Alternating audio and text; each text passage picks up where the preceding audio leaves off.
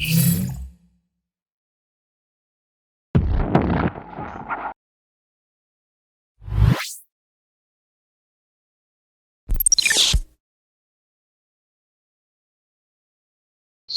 datang di bagian yang ketiga yang akan membahas budgeting. Dalam menyusun budgeting suatu program training, maka kita terlebih dahulu harus mengetahui komponen-komponen budget apa saja yang ada pada budget keseluruhan. Komponen-komponen ini seperti yang ditunjukkan pada gambar berikut ini. Komponen yang pertama adalah training facility yang meliputi ruang kelas, ruang praktek, ruang perpustakaan atau library, dan ruang toiletry. Komponen berikutnya adalah training material yang meliputi pembuatan modul training berupa buku panduan, pretest, post-test, dan alat-alat tulis lainnya. Komponen perlengkapan meliputi meja dan kursi siswa, meja dan kursi trainer, LCD projector, screen, audio system, AC pendingin, dan komponen-komponen pelengkap lainnya. Komponen berikutnya adalah peralatan atau tools yang meliputi hand tools atau tools biasa, special tools, dan power tools, serta beberapa alat bantu atau alat peraga lainnya.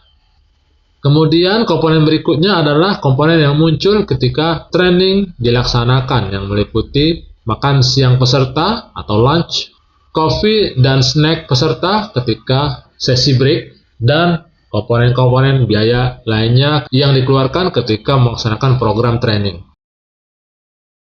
Pada gambar ini ditampilkan estimasi biaya untuk memulai atau membuat suatu program training. Komponen biaya ini meliputi komponen biaya training facility yang meliputi ruang kelas, ruang praktek, ruang perpustakaan atau library, dan ruang toilet. Nah, jika kita dapat menggunakan atau meminjam ruangan-ruangan yang sudah ada, atau kita juga dapat mengkonversi suatu ruangan untuk menjadi ruang training, maka biaya untuk mendirikan ruang-ruang ini juga menjadi minimum, sehingga kita tidak terlalu banyak mengeluarkan. Biaya ini termasuk dalam CAPEX atau capital expenditure, jadi hanya dikeluarkan satu kali saja.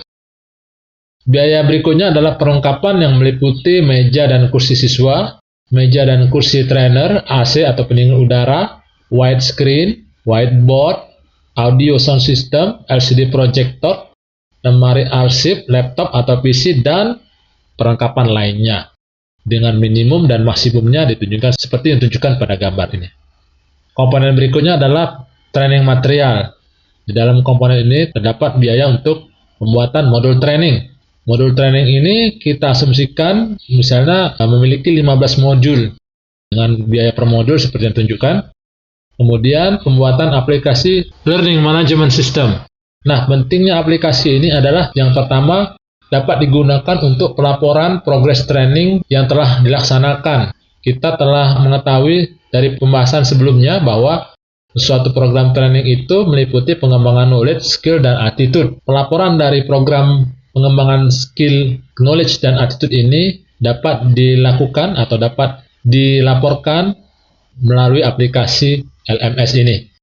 Dengan aplikasi LMS ini, maka setiap orang yang berkepentingan dapat secara langsung melihat progres training yang telah dilaksanakan.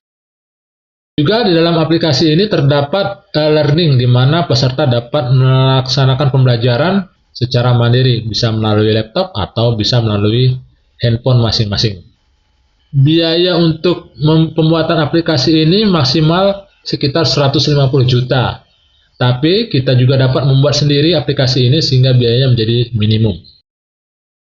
Komponen berikutnya adalah peralatan atau training aids yang meliputi hand tools seperti toolbox, kemudian ada special tools, dan power tools. Biaya ini dapat dibuat minimum apabila kita dapat meminjam dari departemen service atau plan yang biasanya memiliki peralatan yang lebih lengkap. Komponen berikutnya adalah komponen OPEX atau Operational Expenditure yang dikeluarkan ketika pelaksanaan program training. Komponen biaya ini meliputi cetak buku panduan, cetak lembar pretest dan post-test, alat tulis, serta makan siang peserta, dan coffee dan snack untuk sesi coffee break, serta biaya-biaya lainnya.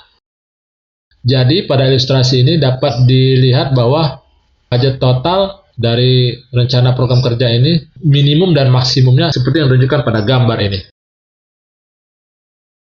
Anda telah menyelesaikan semua topik pada tutorial ini. Sampai jumpa pada tutorial berikutnya. Terima kasih.